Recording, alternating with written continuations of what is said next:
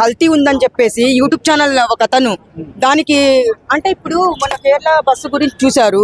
పాపం ఇతని ప్రాణాలతో కూడా చెలగాట మారుతున్నట్టున్నారు చూస్తుంటే. మేడం ఇప్పుడు ఒకవేళ నిజంగానే మతాల మధ్య గొడవ పెడుతున్నారు అనుకుంటే మనము రోడ్ల ఎంపట చాలా చోట్ల గోవాబన్ అమ్ముతుంటారు. అక్కడ ఓన్లీ హిందువులే కొనుక్కోరు కదా, అందరూ కూడా కొనుక్కుంటారు. మరి ఎందుకు కుట్ర చేసినట్టు అంటారు? ఎందుకు ఆ కుట్ర అనుకుంటున్నారు దాన్ని? ప్రతి ఒక్కరు ఇప్పుడు మన ఇక్కడ కూడా పెడతారు, అమీర్పేటలో కూడా ఉంది, మెట్రో స్టేషన్ దగ్గర ఇక్కడ కూడా ఉంది, ఇక్కడ కూడా ఉంది కదా పార్క్ దగ్గర కూడా. మరి ఆయన తెచ్చిన మన 8 గంటలకంతా మొత్తం కొనుక్కొని క్రీమ్ పెడతాడు, ఏదో చాక్లెట్ పెడతాడు. మరి దాంట్లో క్రీమ్ లో మనం కూడా ఏదో కల్తీ ఉందని మనము ఆనని కూడా వీడియో తీసి వైరల్ చేసేసి ఆయన జీవితంతో ఆడుకోలేం కదా. అలాంటిది దాంట్లో ఏమి కెమికల్ లేదు, ఏమి అది ఏమంటారు అంటే కల్తీ అని చెప్పేసి వీడియో పెట్టేశారు. ఇప్పుడు ఏంటంటే జనరేషన్ ఎట్లుందంటే తెలుసా నాయన, పేదవాళ్ళ జీవితాలతో ప్రాణాలతో చెలగాట మారుతున్నారు. ఇవి ఆపాలి ఫస్ట్.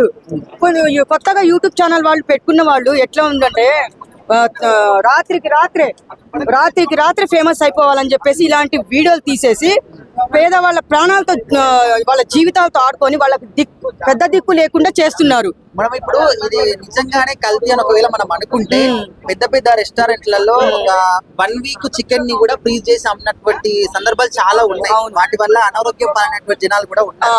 సో అలాంటి సందర్భాల్లో ఎందుకు ఈ విధంగా అడగట్లేదు పెద్ద పెద్ద రెస్టారెంట్ లో అని చెప్పేసి కూడా జనాలు అడుగుతున్నారు.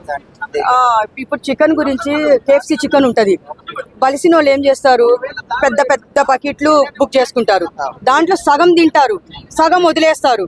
ఆ సగం ఏదో ఇప్పుడు క్లీన్ చేసే వాళ్ళు ఉంటారు కదా, ఆ మిగిలినవి తీసుకొని పోయి మళ్ళీ స్టోరేజ్ చేస్తారు. అది స్టోరేజ్ చేసి మళ్ళీ రేపు వేరే వాళ్ళకి పెడతారు.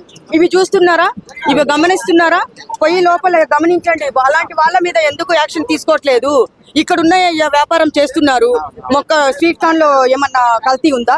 మరి బొరుగులు అమ్ముతున్నాడా, ఆయన ఏమన్నా కల్తీ కలుపుతున్నాడా? లేదు కదా. వాళ్ళు రూపాయికి ఎంత కష్టపడుతున్నారో, రాత్రి 11 గంటల వరకు కష్టపడి ఓ కుటుంబాన్ని పోషించడానికి చిన్న చిన్న వ్యాపారాలు చేసుకుంటుంటే ఇలా చేస్తున్నారు కదా.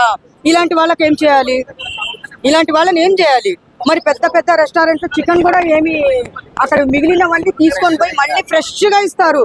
అది జొల్లు కార్చుకుంటూ, సొంగ కార్చుకుంటూ, చప్పరించుకుంటూ అబ్బబ్బబ్బా ఏం టేస్ట్ అని సంకలు ఎగరేసి తింటున్నారు.